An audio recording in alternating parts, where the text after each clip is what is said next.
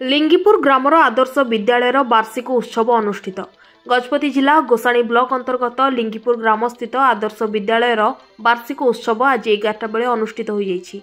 मुख्य अतिथि भाव पारला विधायक श्री रूपेश कुमार पाणिग्राही, गोसाणी ब्लॉक अध्यक्ष एन वीर राजू, पारालाखेमुंडी तहसीलदार नारायण बेहरा, वरिष्ठ नेता नीर भूया प्रमुख मंचस्थ होई वार्षिक उत्सव पालन को नहीं अभिभाषण प्रदान करथिले। ଏହି ପରିପ୍ରେକ୍ଷୀରେ ପୂର୍ବରୁ ହୋଇଥିବା ବିଭିନ୍ନ ପ୍ରତିଯୋଗିତାର ବିଜୟୀ ପ୍ରତିଯୋଗୀଙ୍କୁ ଅତିଥିମାନେ ପୁରସ୍କୃତ କରିଥିଲେ। ଏହି ଅବସରରେ ସ୍କୁଲର ପ୍ରଧାନ ଶିକ୍ଷକଙ୍କ ସହ ସମସ୍ତ ଶିକ୍ଷକ, ଶିକ୍ଷୟିତ୍ରୀ ଏବଂ ବିଦ୍ୟାର୍ଥୀମାନେ ଉପସ୍ଥିତ ରହିଥିଲେ।